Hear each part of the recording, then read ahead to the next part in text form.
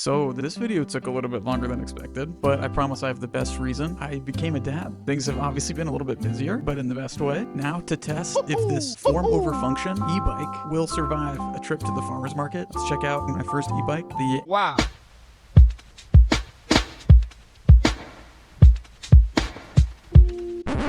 Before we go any further into this video, I just want to say thank you to everyone who watched Logan Taylor's video. Him gifting me the Raw Mantis X. Since that video came out, got a lot of you coming here asking me for more. Thank you so much from the bottom of my heart, Logan. You guys rock. And if you found yourself here some other way, thank you so much for being here. And if you're new to the channel, please subscribe. Let me know what kind of content you want to see in the future in the comments below. Thanks all. Enjoy. That's me purchasing the Async A1 Pro. I was looking for something that could get me solid range, decent speed, and I'd have to be able to carry it up a flight of stairs because that was my living situation at the time. This bike met those needs. This is the Async A1 Pro. In my opinion, the best bike in its class. By class, I mean bikes that look like they belong in the Stanley Kubrick film, but actually function in the real world. A category in which it stands alone. This bike is a power-crept e-bike similar to that of the Wired Freedom. Except is this one a cyberbike or a mailbox? Yes.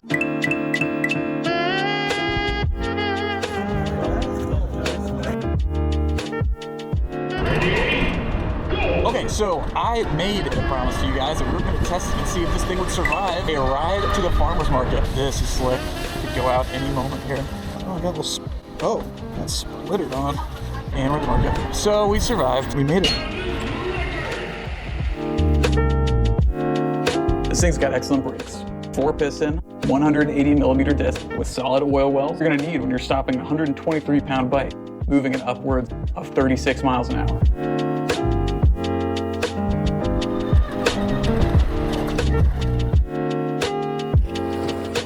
It's got a nice wide saddle, which is actually pretty comfortable. And certainly not a limiting factor when trying to take advantage of every bit of this bike's range. And thanks to this wicked battery, 48 volts and 40 amp hours, you can pin that throttle for about 30 to 35 miles. And just for comparison, most standard e-bikes you would see on the road have about 36 volts and 15 amp hours. So this is way more power and way more capacity. Such a smooth ride. How fast does that go? Too fast. Yeah. You gotta take that on the highway. The bike sports dual suspension, a hidden monoshock underneath the seat, and an albeit super stiff, a front fork.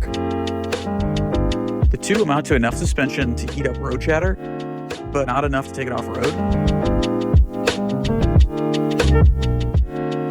One downside of this bike is you will need all of that battery's power and capacity because the pedals are just for show.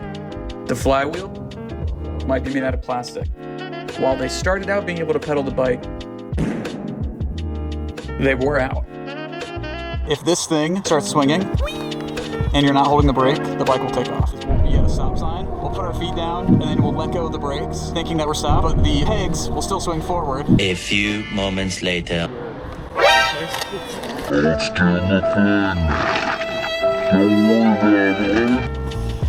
did the thing. I knew that was going to be the time. Dude, anytime it does that, just let go of the bike. I do not care about that thing. Are you okay? Okay. Yeah, dude, don't even worry about the fucking... Yeah, the bike bugged out. Thank you. I'm yelling at the computer on the bike. You know what I could do? I could just go through all the wires and unplug them until I find the one that does pedal assist, and then just unplug it. And then the thing just like... And then the thing takes off. Onwards, I guess.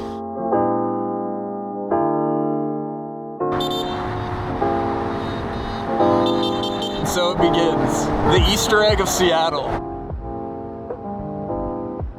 This cockpit makes me feel like I'm riding in Scavenger's Reign or something.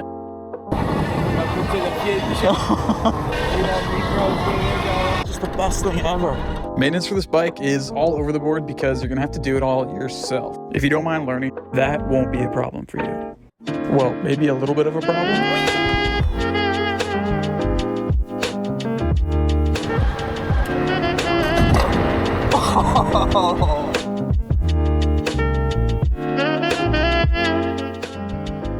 It just so happens that this bike has the same Samsung think they're 21,700 cells, which are shared between it and the Rivian.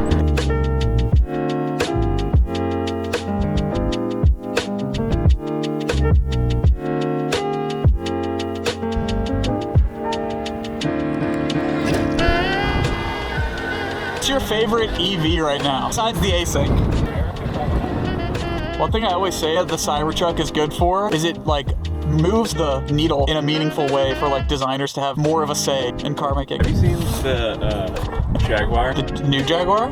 Is it EV? Well, they did a complete rebrand, logo, everything, and then they launched some concept cars, previewed some, but they look like MacBook Pros, all aluminum, sharp edges, divisive. I feel like that's how good design should be. A well-designed car isn't made for everybody, in theory. Yeah. As much as I don't love the Cybertruck, I feel like if that car and cars like it didn't exist to show that this car doesn't even work that well, and people are still spending so much money on it.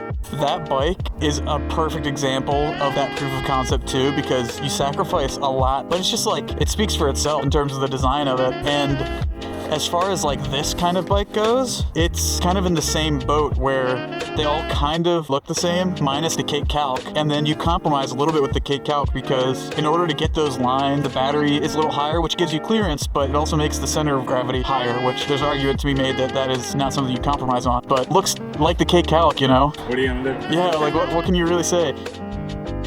In conclusion, this is the perfect first e-bike for me, but that came with a lot of asterisks. One of which being that I honestly just want to put on a metallic bodysuit and ride this thing around after I've upgraded it. Next time on Seabike.